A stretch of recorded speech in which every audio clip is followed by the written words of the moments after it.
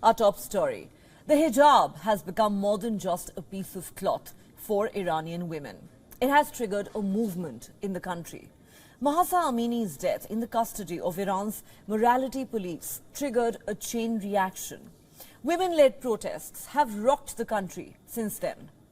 Protesters aren't backing down despite a brutal crackdown and death sentences being handed out. Support has been pouring in from all corners of the world. And Iran, where hardline Islamic regime holds no respect for women's rights, could now be considering reviewing its hijab law. The hijab became an obligation for Iranian women back in 1983. This was 4 years after an Islamic revolution overthrew the US-backed monarchy. In July, Iran's ultra-conservative president, Ibrahim Raisi, called for all state institutions to enforce the headscarf law. This was met with resistance by the country's main reformist party, which called for the law to be rescinded. The hijab remains a highly sensitive issue in Iran. Conservatives insist it should be compulsory, while reformists want to leave it to individual choice.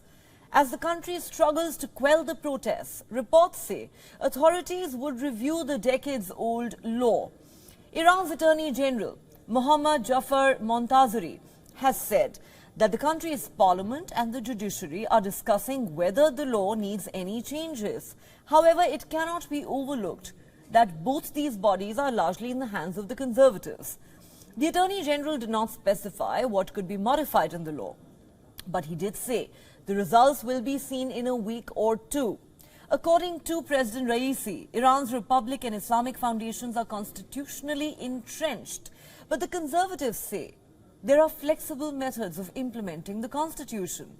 The main reformist party has demanded the authorities prepare the legal elements required for cancelling the mandatory hijab law.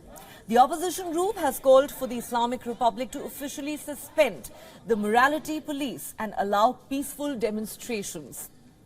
There have been reports that the morality police had been disbanded. When asked about this, Attorney General Montazeri said they have been shut down from where they were set up.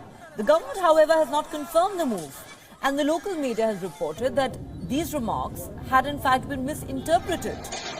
Iran accuses its sworn enemies in the West of inciting protests, which it calls riots, on the Iranian streets. The campaign of arrests haven't spared sports players, celebrities or journalists. But if all of this pays off, it could be a historic victory for Iranian women.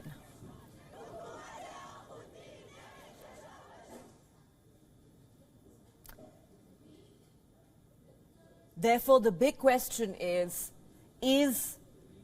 major reform in the offing in the Islamic Republic of Iran? Are we likely to see a major revolution as far as women's rights are concerned? Or is that too optimistic a view? There are conflicting reports, as we said, emerging from Iran, with one set of the media, in fact, saying that the morality police has indeed been disbanded, quoting the Attorney General. Another section says the remarks of the Attorney General were completely misinterpreted and there is no confirmation of such a move by the government, which means there is simply no question of the highly controversial morality police being abolished. Remember, the morality police has been at the center of this entire controversy that began in the month of September when 22-year-old Iranian woman Mahsa Amini died in the custody of the morality police. She had been arrested on charges of violating the strict Islamic dress code that exists in that country for women. She was accused of not wearing her hijab or her headscarf properly. 3 days after her arrest, she died in police custody. Since then, these protests have only gathered steam. They haven't died down for a single day or a single hour. They have in fact become bigger and turned into a movement across Iran and indeed in other parts of the world as well.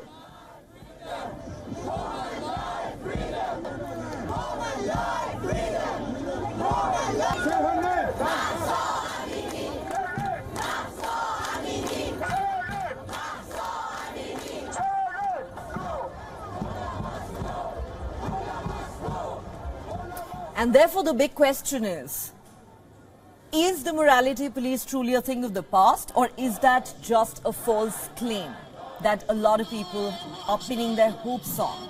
Are women's reforms really in the pipeline, or is that a pipe dream still for scores of women in that country who have relentlessly fought for their rights, especially since the tragic death of Mahsa Amini in the middle of September this year? Remember, these protests have turned into a movement.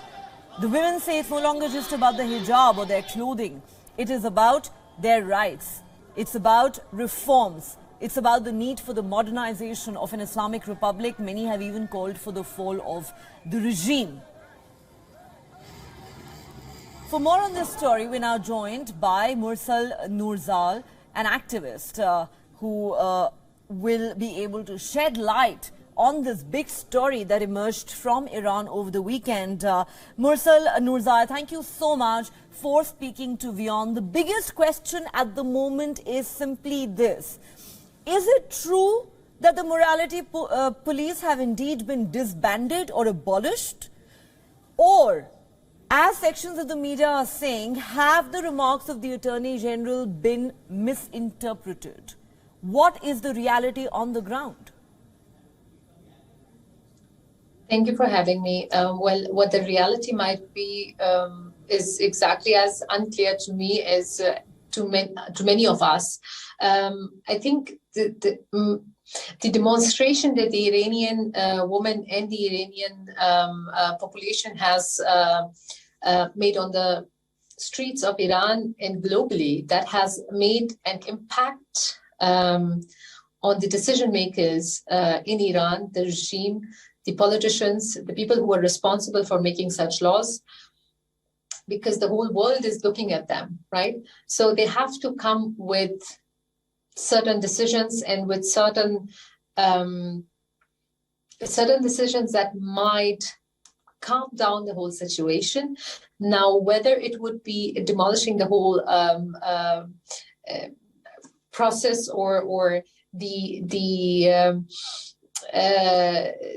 police who are responsible, or the department who is responsible for such acts or for such rules and regulations in the country, whether they will completely cut them down, or whether they will make some amendments or they will do some changes, that is unclear. There are different news, different stories, there are different articles being written now about it.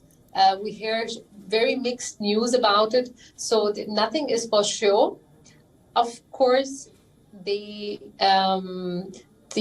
policymakers, the people who are responsible, the regime, they know that the world is looking at them, that this topic has taken certain heat, and it's very important for them now to make sure that their image will not completely be destroyed. Okay. I really hope that these demonstrations and the voice of people around the globe, and especially the Iranians who are in the country, that their voice will not go in vain, and that there should be some kind of positive change within the country when it comes for the women, and especially next generation of the country. There is no doubt, Mursal, that the voices of these women have been heard loud and clear, not just in Iran, but around the world. This has turned into a people's movement. It's no longer just a protest. I think we can all agree on that. But I want to ask you a couple of questions, Mursal.